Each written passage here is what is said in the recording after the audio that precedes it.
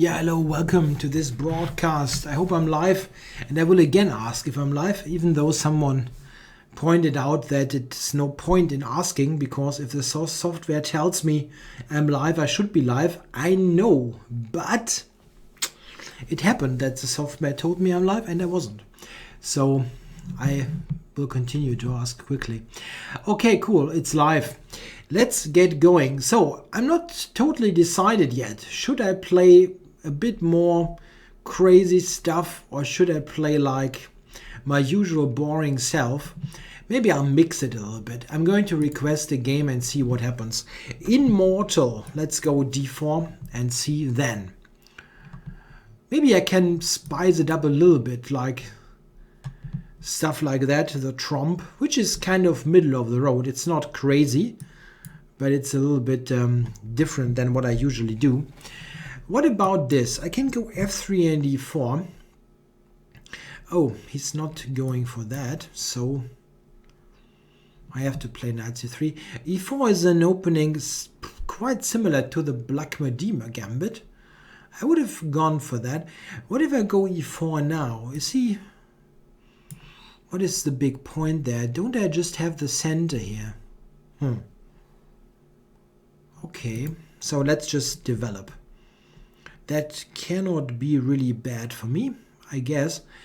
What is his idea? Does he want to go for e5 here? I don't see it.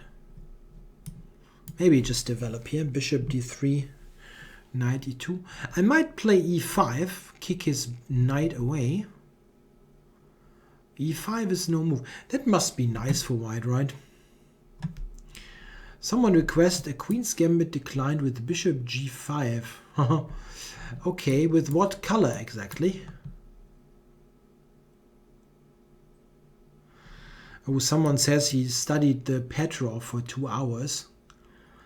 That's tough on yourself. No, it's not. Petrov is an okay opening, but still. Okay, I want to prevent b4 for the moment and then see what happens. Yes, the bishop on b7. Let's get this out of the way and see, can I somehow make sure that c5 is not hitting. I want to have d5 as a reply, so play rook d1. Ah yeah, bishop g5, I see, with white and the queen's gambit. Yeah, well, I can try. I mean, I don't really know that, but I can play this. How can I make sure? Well, c5 I have d5. He has b4, possibly.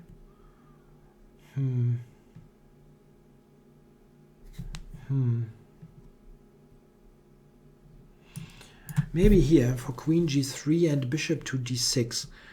b4 I can take, play knight b1, maybe. Or knight a4, b4, knight a4. Is this a bad idea? He will take... Yeah, but it's interesting. I can do that. He can take on a3, but that's probably interesting.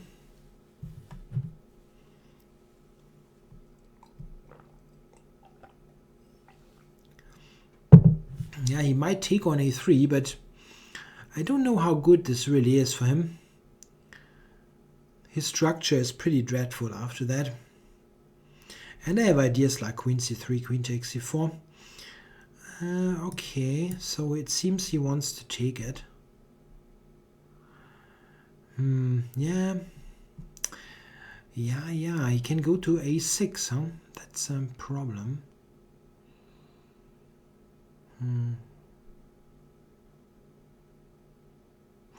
Maybe knight c5 in this position. It's an interesting line. I don't really know how good it is, but it's interesting.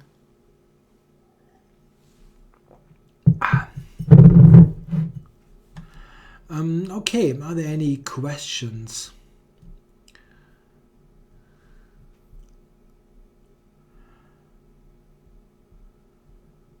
There's a book pointed out to me on Amazon about streaming on Twitch. That's fun. Yeah, streaming on Twitch. Yeah, of course, it's fun to do, but it's a matter of time management a little bit. If you do chess for a living like I do, it's a bit tricky to do those kind of streams. They take a long while, and they don't earn any money. And if I do it on my free time, there's a limit of how much chess you can do a day. There are some cases where I just say, okay, it's enough chess now, let's do something else. Okay. So I did not expect that move. Okay, it's a very simplistic way to play, but not a bad one. Taking there, queen c3, tempo on the bishop, and then queen c4. That gives white a slight advantage. And I'm content with that at the moment here. He has to move the bishop, and then I take c4, and that's nice for white. I have the better structure here. Let's see. Where do I get my knight? c3, bishop e7. It's not leading too much. I can also regroup the knight. Maybe this is better, actually. Yeah, that is better. Now a4 is just prevented. Okay. I can still go here. That looks a bit strange, actually. A bit unharmonious.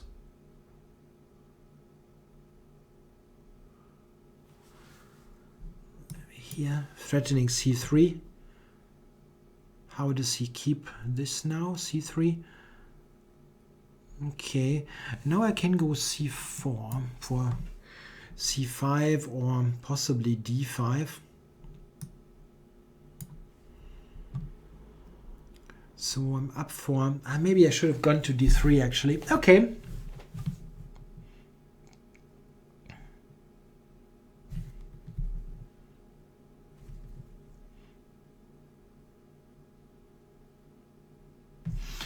Yeah, how many hours do I spend on teaching as opposed to making videos? It's not easy to say, actually. It depends a little bit.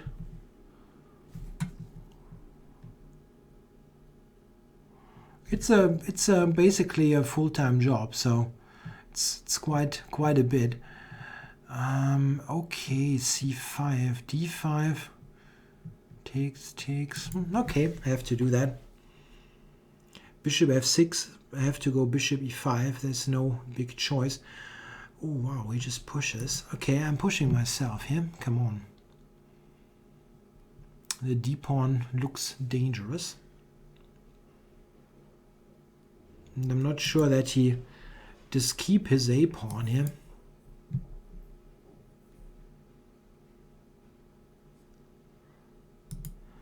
For rook b2 and picking it up. I don't know what he does now. This one, okay. Okay. Can take here. No, I can go here. And then pick up a2. He's got a c pawn now, which is not good. Huh. Difficult stuff.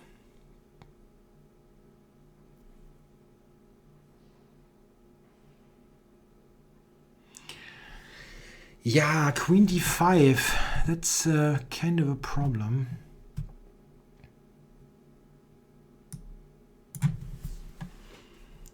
Tja, what can you do?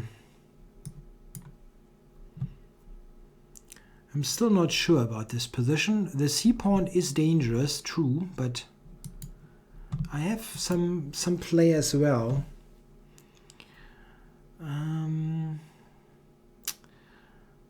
Yeah, it's not very harmonious, but I guess I have to. e2 is protected there. Okay, so going back to g3, c3. Yeah, maybe the c-pawn is too much. That's really a problem. Shoot. Not easy. Knight c3, rook c3 wins, so I have to do this. Knight b4 is not yet happening. Bishop can go d7. It's not helping though.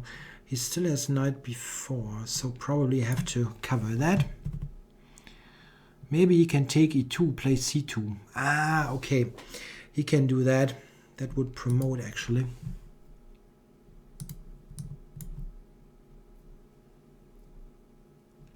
Can I stop this pawn? I'm not sure about it.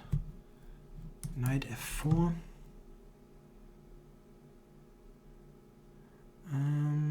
I thought this pawns. Two.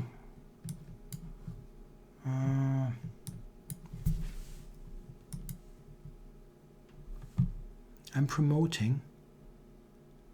What is this? Oh, I won on time. I didn't even see that. Wow. Wow, that was difficult. Okay, so I have a look there. There's a question about what I do with students' openings repertoire. I tend to let them play what they want within reason. The grob is not acceptable. Yeah, it's absolutely not. Any sound opening is okay. I really don't mind if they play something slightly offbeat. Why not? But it should be fundamentally sound, which an opening like the grob is not. So, I mean, like stuff like b4, let's say on move 1 is very borderline. Yeah. But I rather want them to play some more mainline openings. It's just better also for learning chess. If you play 1 b4 all of the time, for example, or 1 b3, you simply only get to learn a very limited part of chess. The Aljechin-Chatard attack, yep, that's pretty interesting. And Akiba Rubinstein asks, do you advise your students to play over my endgames? Absolutely do, yep. Rubinstein endgames feature very heavily, actually. Whenever I get to the point to look at complex endgames, Rubinstein is done quite often. Yeah, I try to get games here, but I don't get something in the moment. Someone requests the hippopotamus. Okay, I can try. Let's play the hippopotamus. Oh, this guy is playing very, very, very modestly.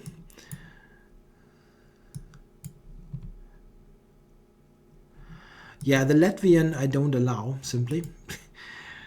It's just a bad opening. But it's easy to replace, yeah? If you play the Latvian gambit and you want something aggressive, obviously, against 1e4, there are many things that fit the bill. For example, the Janisch-Schliemann gambit or stuff like that. It's easy to come from an opening like the Latvian, sorry, and switch that to a fundamentally sound but aggressive opening. That's easy. In fact, one student of mine started with the Latvian and now has gone to some similar, as I said, the Schliemann gambit and things like that. There are many aggressive lines.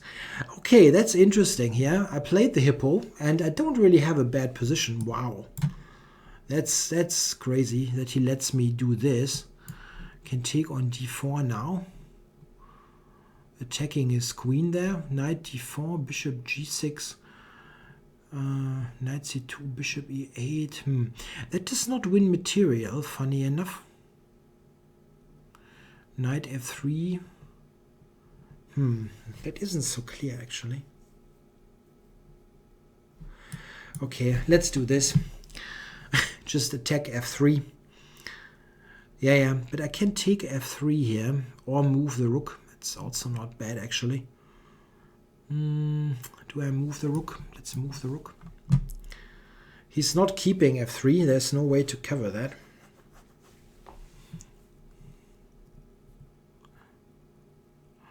There's a question. What do I think about e4, e5, f4, d5, d4? What? That looks crazy. counter gambit against the fork bear or Falk bear. Don't really think that's necessary. Okay, can I go g5, take f3? Or maybe I can just take with the knight there. Yeah, let's secure the g-pawn and then take on f3. That should be okay. Books, videos on the Schliemann Gambit. There are 2 decent books. There's the Ivan Sokolov book, which has all of the sidelines, the Ruy Lopez Revisited. I think this is a book that I had recommended in earlier streams. And there's also the book Attacking the Spanish by Sabino Brunello. They're all okay. As a starting point. Is the hippo sound? Depends. Depends a bit on white setup. In the case what white did here, I think it's probably okay. But well, it's still nothing that should be recommended for regular use. Okay, so that looks still quite nice, but I maybe should have played in a more aggressive way. I probably let some of the advantage slip, but knight f3 coming still looks nice with mate on h2. Now I don't agree. I don't think if white knows what it's doing, it falls apart. That applies both to the hippo and to the Schliemann. The question, if I like Eric Schiller's books, I don't have any book by Eric Schiller, so I know that he has a rather dodgy reputation, but but I don't have any of his books. Okay, so what am I doing here? Maybe just double on the f file.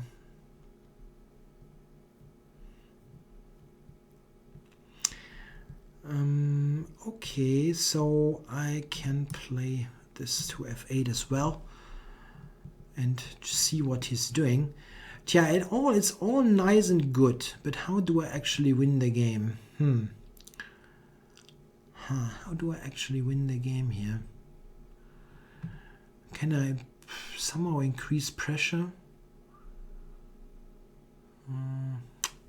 It's not that easy, actually. Surprisingly enough. e5, d5. Maybe I have to switch there, get the knight to f4.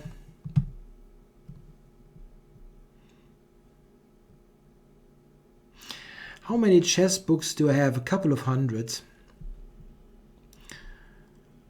But I don't really know. I also donated many books to my chess club, and I also lost quite a couple simply due to oh, he gave me this with check. That's quite helpful. Let's take it and ask questions later. Oh, he actually resigns. Yep. So let's see. There's a question what I do with my students. It really depends a lot on the student's level and that strength and weaknesses profile. It's difficult to say. That's actually the answer that all chess teachers would give you, because it's really is a huge it's a huge difference if the student is like 2,200 rated or 1,500 rated or 1,000 rated, and I have all those cases. In the case of the 1,000 rated, I would do completely different things to the 2,200 guy. For the stronger players, like the master level players, it makes sense to study some serious openings, give some opening advice and so on. It's unavoidable to look at the opening quite a bit on this level. It's not the main focus, but it is part of the lessons, definitely. While with people that are, let's say, below 1,500, I only do opening opening principles lessons, right? Yeah, how to exploit, let's say, lead in development and things like that. Talking of openings, what is this? I have no idea, unfortunately.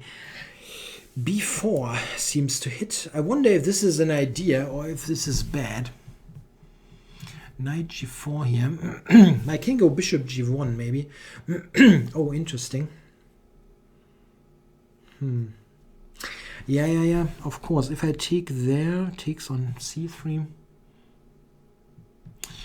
Yeah, that doesn't look too great. But I cannot really allow the knight coming to D5, right?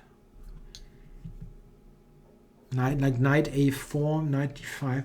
I probably have to take there.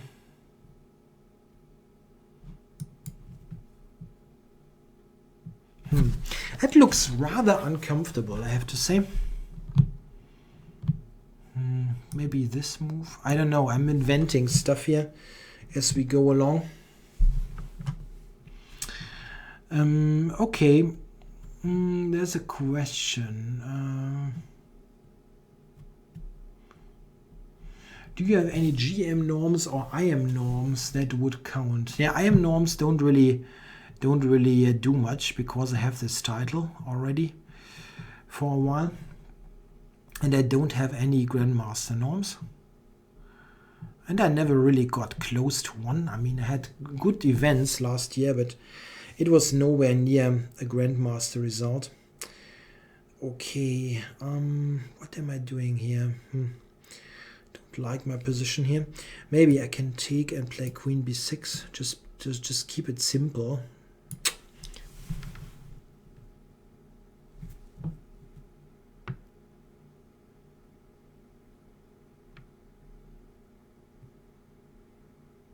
Yeah, Bishop C6, Queen B6 was my idea, which is really simplistic. And probably... I mean, I don't have to play Queen B6. Okay, well, Bishop E7 is kind of an annoying move. Okay, let's do that. Am I planning any tournaments soon? Yeah. I just played a tournament last weekend, but it was a very small event.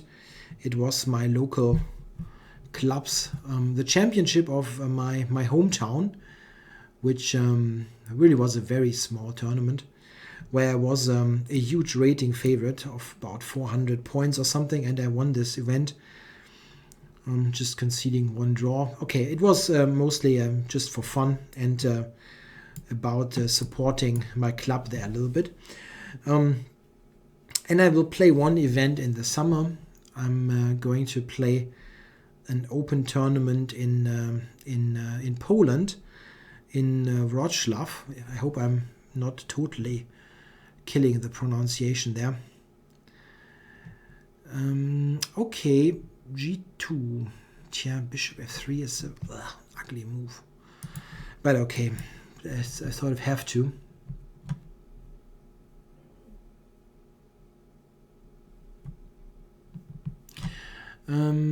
Yeah, I'm maybe posting 1 or 2 games from that event. It was very often the case that I was very heavily outrated my opponent, so it wasn't a tough fight in most cases, but it had the games had some definitely some instructive moments here and there. Okay, I'm trying to get at his pawn. Oh, no, Rook B8 is a bad idea to allow. Okay, maybe this move. I want to get at his D7 pawn. Okay, so here for F5.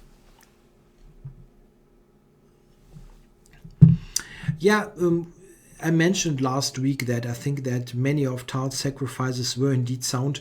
Yeah, they really were. At least very often they were good enough for draws, and I really think that it is very much an over-exaggeration to say that most of his sacrifices were unsound or something. I don't really think that was the case. Yeah, okay, how did he get his attacking positions?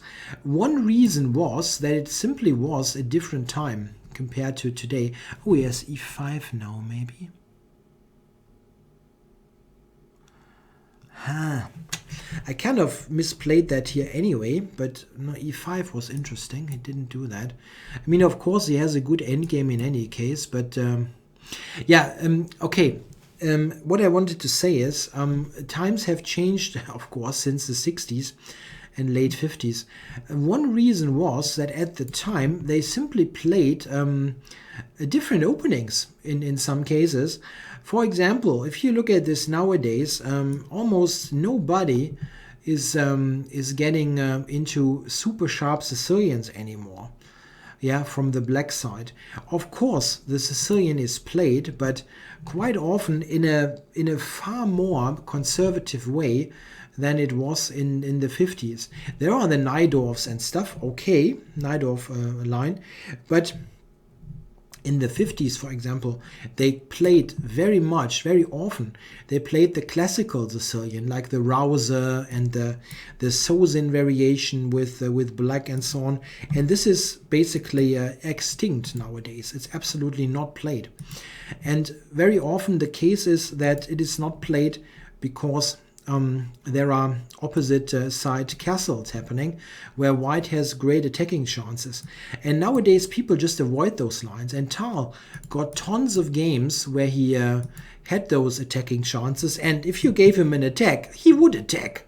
Yeah, and really, I mean, he would attack very dangerously.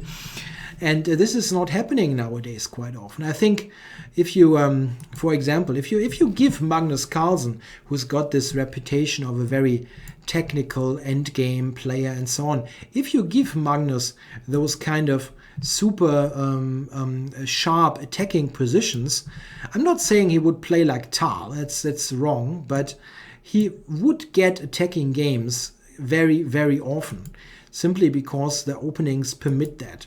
You don't get any attacking games out of the Berlin. It's just not happening. Okay, I'm playing this, I don't know how, but maybe not good.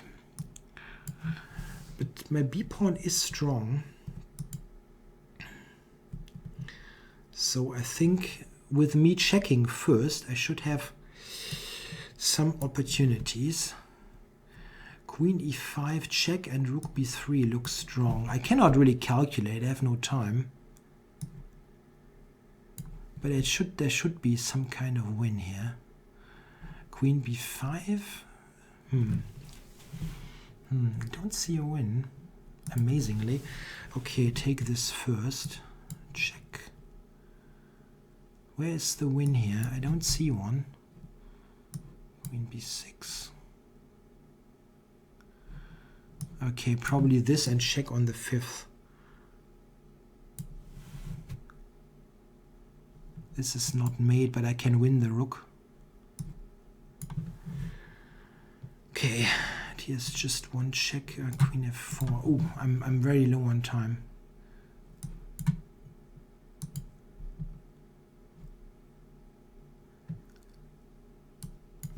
Yeah, okay, we'll probably win on time. Oh, he blundered the queen.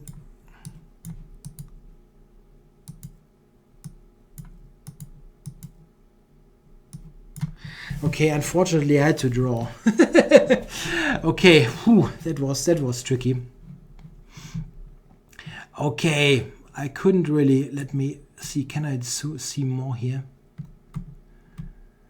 The Life and Games of Michael Tal, that's a great book, yeah. If you really want to get a good book and you don't have that one, the Tal book, it's something to recommend. Tal is writing in a very nice style.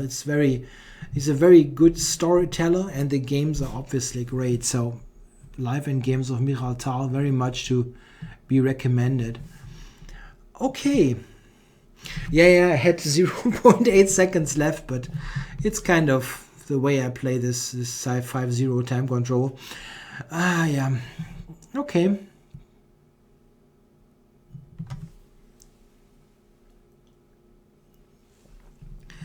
Let's get this going. Yep, I'm requesting a game, but it's a bit slow at the moment. Sorry, my Nose is tickling, so let's see. I don't get a game at the moment. I should have won that, of course, but no time. Yeah, Tal is telling that my most favorite player. Yeah, I don't know. It really changes. It's changed a bit over the years. I really I was a huge fan of Grobdix when he started to play, and still like his games, but it's not as pronounced as earlier. No, I totally stopped smoking cigarettes, and it was a good decision in many ways. Yeah, okay, now I get a game. Prince Bishop 3-1. So I'm starting with e5 and trying to get some kind of attacking game going. Maybe he will attack. Might happen, might happen. I really don't have a favorite player nowadays. I really have to say I don't have one. I mean, I got this question quite a bit, and I think that I like Aronian very much, probably also because of his opening repertoire. Like e4, e5 is also what I play. I can sometimes use ideas that he plays. And as asked earlier, I really don't know why he's in this crisis for quite a bit.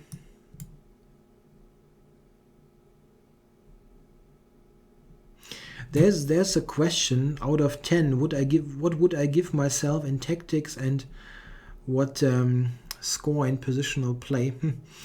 I don't know. 1 to 10. I really don't know.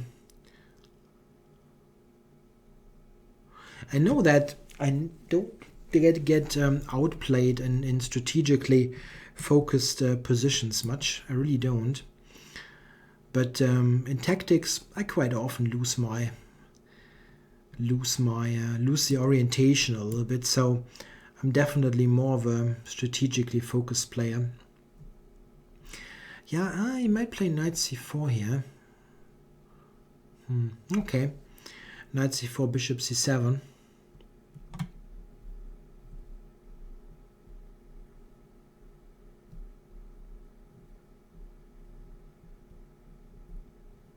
There's a question. What is some good German beer?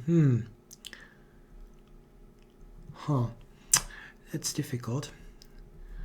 I mean, as some of you know, that I like Guinness very much, which is not very much German. The area where I live in is very close. I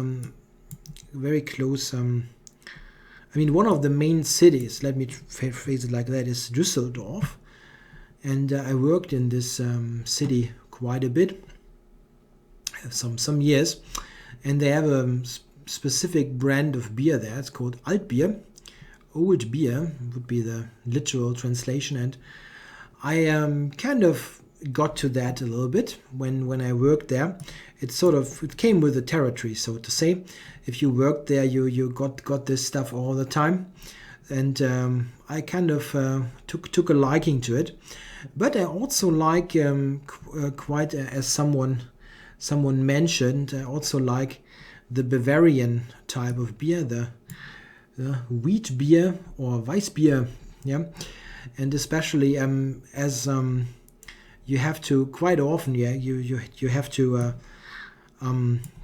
What is he doing here? Knight h4, maybe g6. You have to still drive the car. I think. I very much like those non-alcoholic Weissbier, white beer. That's quite nice. It's one of the few cases where you can really get away with non-alcoholic beer. And in general, this Bavarian beer, this wheat beer or Weissbier is really great if you are in Bavaria. They have many local brands, and it's really tasty. And you can, I mean, it was really amazing. We have that here in my area as well. but we have that in my area as well. But the brands there that they have in Bavaria, they're somewhat, yeah, they're exotic from our perspective here. You don't get them here, but really good. I mean, you can basically buy anything and everything is tasty. Okay, let's see. I had to give up the bishop there, but okay, I have to. You have to make compromises here and there. Okay, so he doesn't mind to trade this bishop, and let's continue there.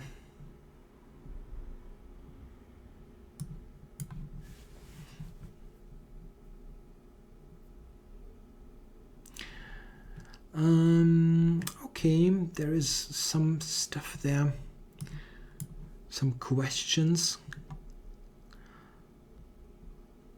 There's a question, how do I evaluate positions quickly?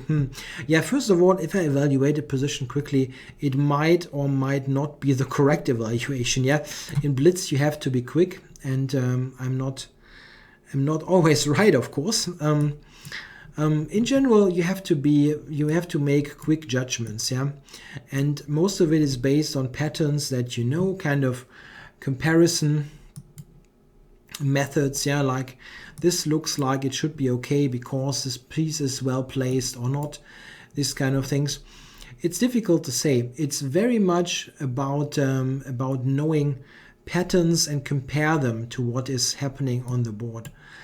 There's a question, would I play Olegas over the board? Yeah, I actually have done that in a Blitz event, in the over the board German team Blitz 2 years ago. We made a draw. It was still, I mean, it was a case where at that time, I already had this terrible score against him. I always had a terrible score against him. So it was, it was funny that I had this game there. But in fact, it wasn't... I mean, I didn't have that many games on video at the time, so it wasn't a situation like, okay, now I play the guy that and so on. It wasn't such a pronounced situation there. What happens here actually? It looks, what did I do? I really had a nice position there, but I think I totally screwed that up. He's got f4 coming. Oh, that's surprising. Why did he trade queens?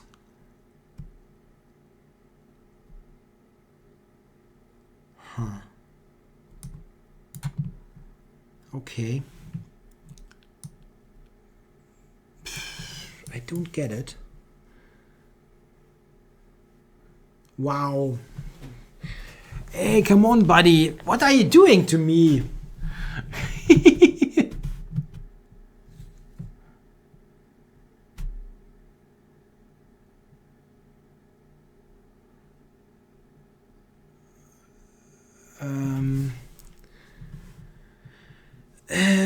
Yes. Yeah. Someone asked about this game against Mr. Olegas in Over the Board. Yes, he played in exactly the same fashion. He traded absolutely everything to a totally drawn endgame and shuffled.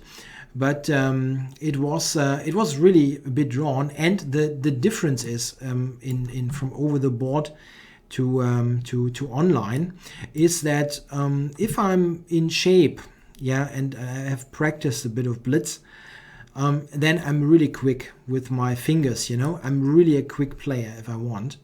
And he has absolutely no chance of winning on time. Absolutely no chance. So he quickly recognized that, and we made a draw. But I didn't play on time. I mean, I simply cannot do that. Even, I mean, I don't. So it was just a draw, and okay. And what again? Bishop h5 or what? Picking up stuff now here. So let's, he played in a very fancy manner here, that guy, but I don't think it worked. I could just pick up everything here for the win.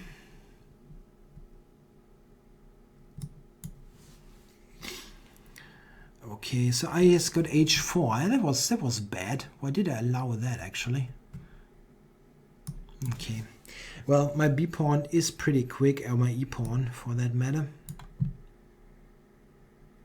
Let's just push the pawn there. Okay. Oops. Sorry. King d5, of course. It's not a big problem, but it was a unnecessary mouse slip.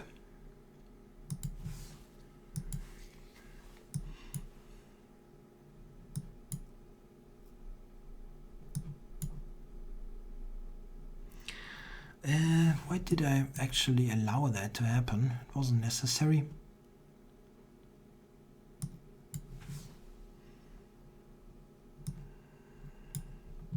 Queen h4 mate.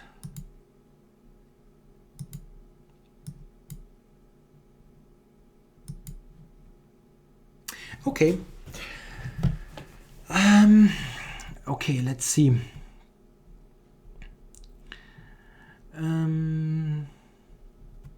Would you be faster if you weren't commentating? Yes, I definitely would be faster, but I think I'm doing live commentary while blitzing. I mean, I've done so many of those live commentary games. I think the difference is getting smaller. Would you say Magnus Carlsen's main strength is his superior calculation abilities, or is it his chess stamina? I don't think. I mean, it plays. I think Carlsen has one particular thing that. I mean, he has no very clear weakness. He sometimes does strange things in the opening. It really is still happening that you don't really understand what he does in the opening. But he has no particular weakness that we can speak of. And if we want to talk about his main strength, I think he has an extraordinary really developed feel for where the pieces should be. Yeah, simply the kind of feeling where things belong on the board. Yeah, like this piece should be there, and well, I should maybe exchange this and that. He's in this particular regard, he's very similar to Karpov actually. I think he's quite comparable in that way to Karpov. It's really uncanny sometimes how well he evaluates where the pieces should be, and so it's really great. And with that also comes this fantastic endgame abilities. Yeah, I'm playing into a line that I know exists. C5, I think, is what they play. Queen takes something, I don't know. I only know that idea here. Knight e8 for f6. That's an old game of Karpov's, but it's like from the 90s. So someone requests I should play some g3 bishop g2 stuff, maybe.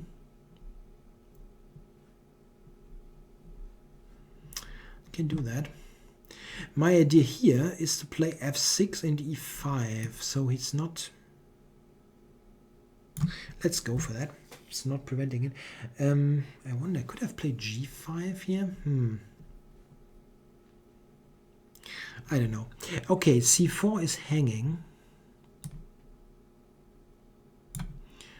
Let's grab the pawn. There's an older game, Karpov with black against Hertneck, German GM. King's Gambit time. Someone says King's Gambit time. I have a pretty decent score with the King's Gambit in online blitz. I don't really know why, but it is not bad. Okay, I can take here now, or is this too simplistic? e5 is not a bad move actually. I can go e5. Why not?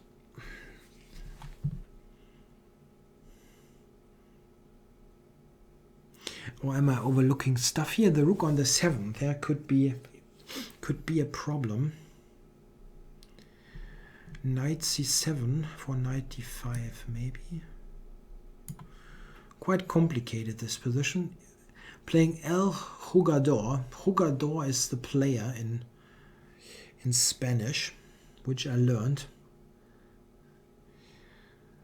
Oh, he's playing for tricks here. Okay, I'm taking.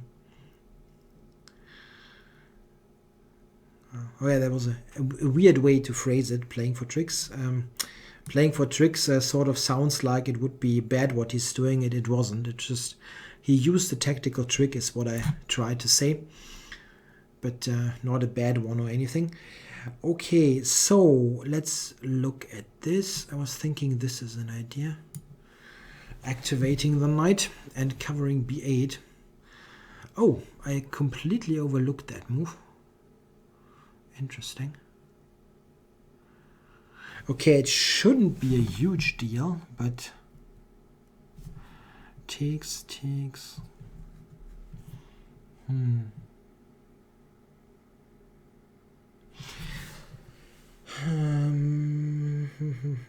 Yeah, okay, I can do that.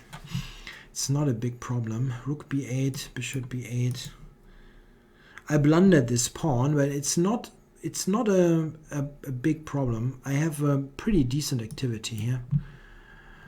He's got two pawns there, c pawn and a pawn, and both are not moving.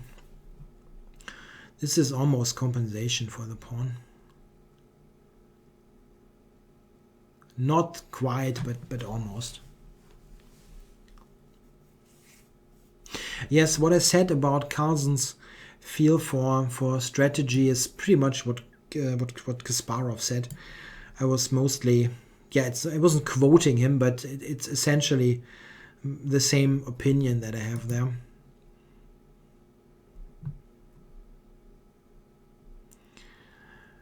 Okay, so he tries to regroup the knight. So let's prevent that and gain more space.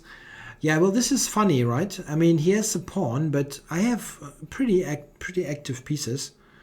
Not even sure if I would prefer white at that point.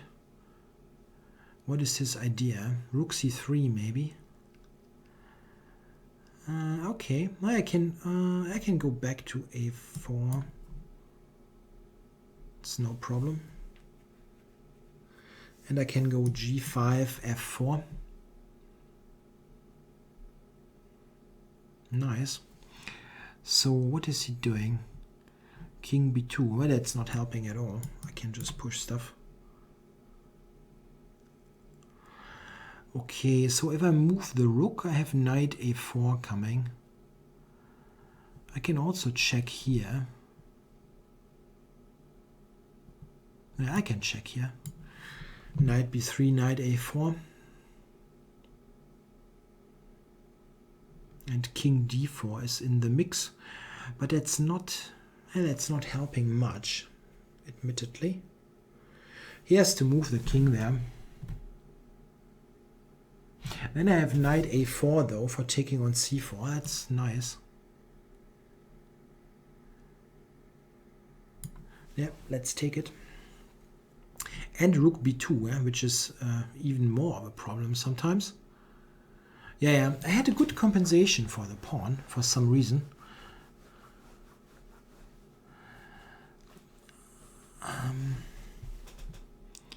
Okay, rook b2, king back and knight c5, just keeping the whole position.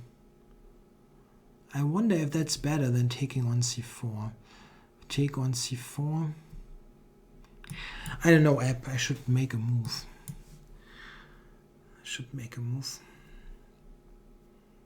I really wasn't sure about this.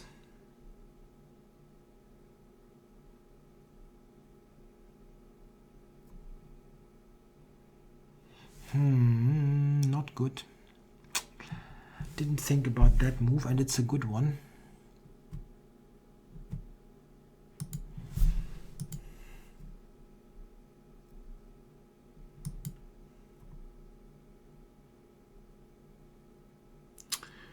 Knight e2 can take c4, right?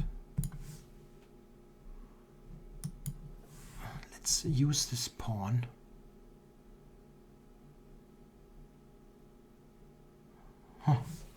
Quite tricky, right? Quite tricky.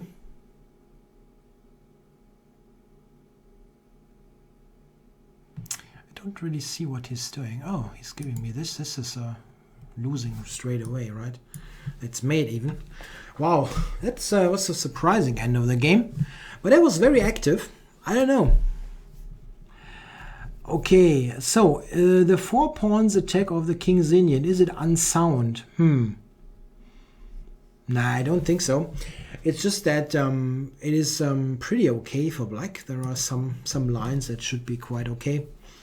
4 pawns is a line that can be recommended for an aggressive white player. Why not? But you have to invest some time to play it. It's not something that can be just played and on general grounds or whatever. It's very, very sharp stuff. Yeah, the end of the game here was very, very mystifying. Okay, playing Atom Rot here from GM. This is Grandmaster Keith Arkle. I think did he recently win one of the senior events? I don't know. Yeah, he has a very dry playing style, as we will see here. Takes on d2 and so on. This line is very, very solid for black.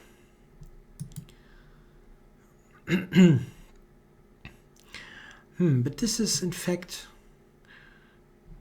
yeah, okay, it's still a solid line. But at least he's doing something here.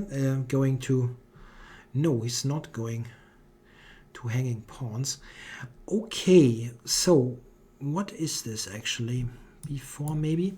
Not sure about this. It's a bit uncommon that I have the rook on c1 there. So a4 for a5. Let's do that and not try to get into huge time trouble. Okay, let's go for a5. It's a bit of a strange way to play it, but okay.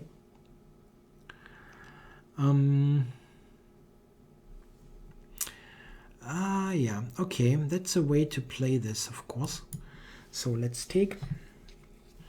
How is he going to play then? Let's just play here and see. Well, I have some play against b6. He has play against a4. How do I get this somehow improved? Maybe the bishop here. I don't really know. Yes, b5. Maybe I should have taken care of that. Yeah, it's not that bad actually because of this little trick. Yeah, I'm attacking the bishop there. There's a question. Do I ever play the Sicilian as black? If not, why?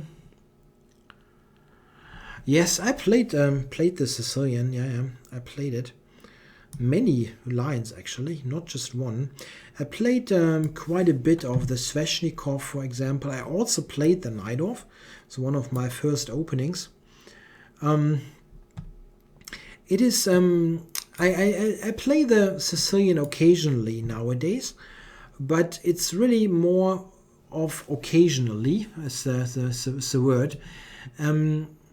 The thing is that I don't have that much time for my own opening study. It's just that, isn't 95 like killing him? I don't see any move then. I really don't have much time for my own opening study as I focus on teaching. And the Sicilian is of course an opening that really has to be studied with many concrete lines. It's difficult to play just on general grounds. And this makes it difficult. I sometimes play it if I feel the opponent is fitting, you know, but not on a regular basis. Many Sicilian lines are of course totally fine. I mean, I experimented a bit with the Kalashnikov, which is also a fine line. Many good ones. So if you are happy with the Sicilian, of course play it. It's just that I tried out various things, and One problem with some Sicilian lines is, for me personally, that let's say the knight off is of course great, but you sometimes get situations, let's say in the knight off, where they attack your king quite heavily, and I don't like to get attacked on my king. I like to have a safe king, and it's therefore I'm more inclined to play e5. Yeah, there's a question of the book Slay the Sicilian by Tim Taylor. Do I recommend that? Yeah, I still recommend that book. It has some flaws with some lines, but it is a very good starting point for a somewhat slower approach to the Sicilian. It's still the open Sicilian, but it's with bishop e2. I like that, so it's quite a good alternative to more brutal lines, let's say.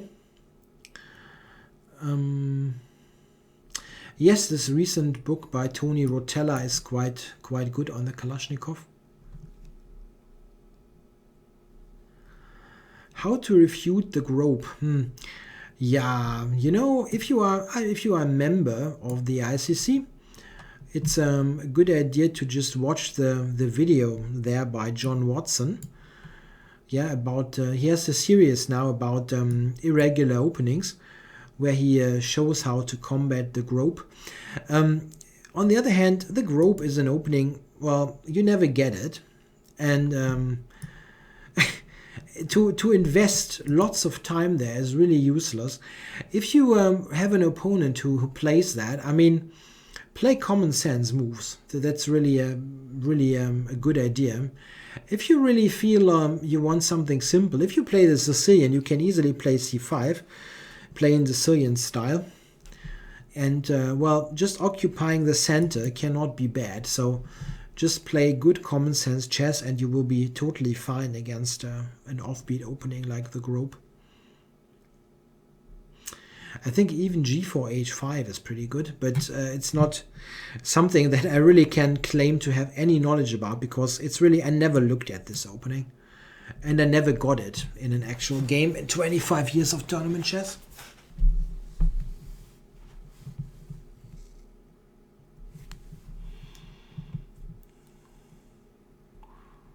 Yeah, someone is asking about the book Pawn Power in Chess by Hans Kmoch.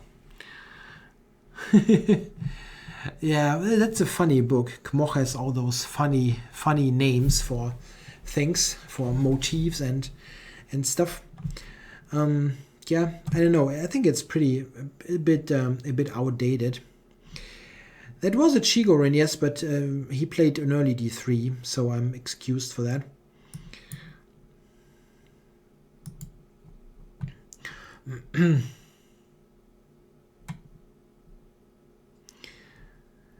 Okie dokie. So I'm going to put this one on e6.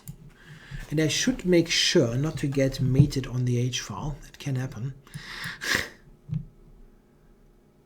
And I shouldn't blunder the knight on a5. Those things, yeah. But it should work.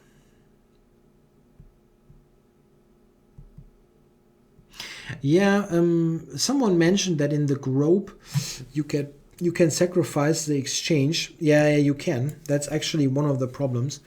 There is a line where white is winning the exchange, and in fact this isn't even so great. Okay, let's get this back. I don't like to have the knight on the rim all the time. The knight comes to d5.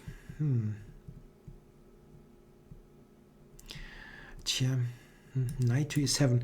It's not what I wanted, but okay. You can't have it all.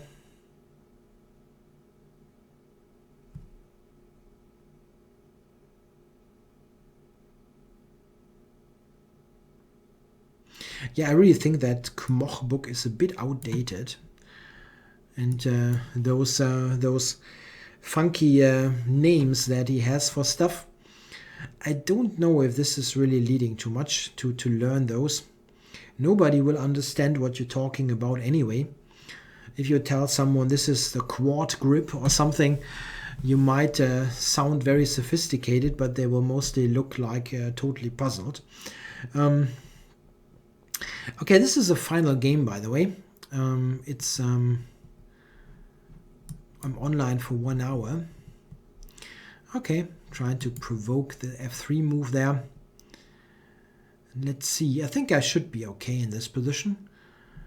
I don't really feel under a big threat here. He might line up against the h6 pawn, but I don't know if this is really coming. Okay, let's trade stuff.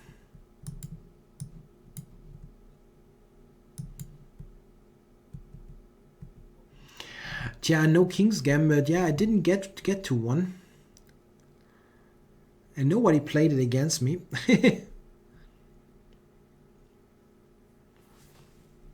Yeah, what about this? Can I somehow get to the d5 pawn? At least I played this quickly, yeah? Those Ruy Lopez positions. Yes, there's a book mentioned. Pawn structures in chess. It's actually it's book, and it's pretty good.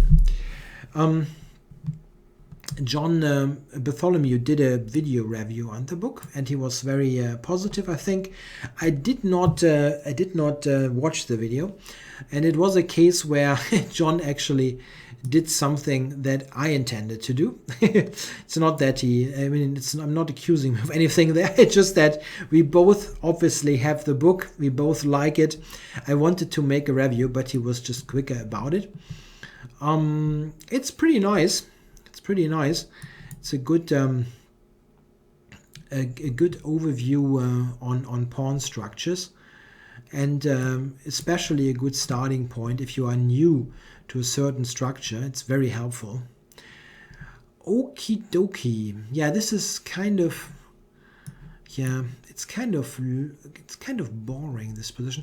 Can I do something though? I mean, I can try. Maybe I can get this bishop traded. That's an idea, actually. Maybe this kind of thing. I mean, I have the better structure there. Okay, f5. That's nice. I have some chances here. It's nothing great, but it is some chances. So probably f4 here.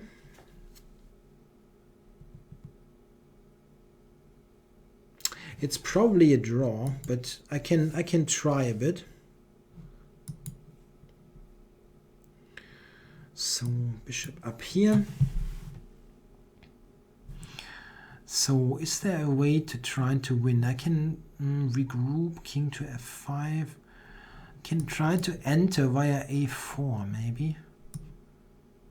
This an idea? I don't know. Oh, then he has got f4 check. That's not good. Okay, let's put it here. I can shuffle a bit. I don't have a clear idea yet. Or maybe I can go g4 now. I think that's a good idea. Nah, it's still very drawish. It's still very drawish. Maybe if I get around to this, to h4, g3.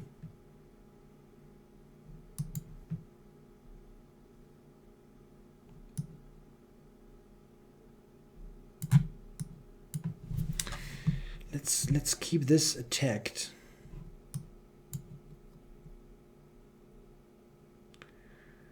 Yeah, probably nothing going on here. And he has king e4. I really have to be a bit cautious that I'm not allowing something that is hitting back on me. Okay, but king... He keeps offering draws, but I don't really see that this is a clear draw here.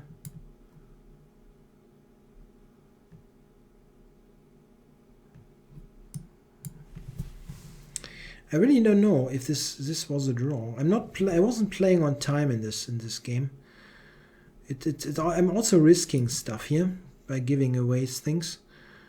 So cheeks here. I don't have a clear. The D pawn is quite strong. Okay. Ah no! Ah, mouse slipping. Shoot.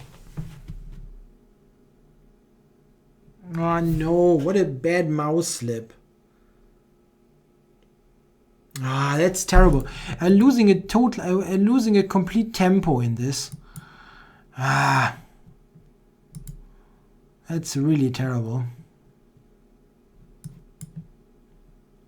Yeah, winning on time here, but I think it was probably, if I'm not losing a tempo, it was probably winning. I'm not sure. I'm really not sure. Okay, so are there any final questions there? Yeah, how do you evaluate material imbalances? Yeah, that's very difficult, of course, and a matter of experience and training. There is no clear recipe for that.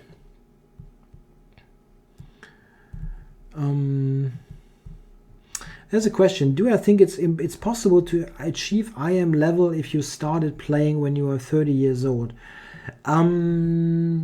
It's very, very unlikely. I don't think there's a case where this was achieved, but I wouldn't rule it out totally. But the likelihood is very, very low.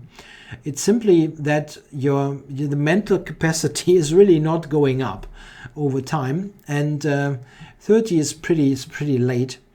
The things that you have to memorize, the patterns and so on, I think they are really more easily learned when you are much younger. But well, it's possible to really achieve a decent level of play. That is quite clear. But IM is pretty high. I mean, it's doable. Of course, I'm not saying that it's impossible for a certain player to do, but 30 is a bit late. How much time did I study per day to become a master? It's difficult to say, but I did a lot, really a lot. Yeah, more than you can imagine, probably. Okay, guys, this is like more than 1 hour, and it's not just me. It also has to be monitored by the ISSC, so I just cannot stream for hours and hours and on. I hope you enjoyed it, and I'll be back next Monday, same time, same website. Everything is going to be repeated next week. I hope also the score. I played pretty well this evening. Okay, guys, thanks for watching.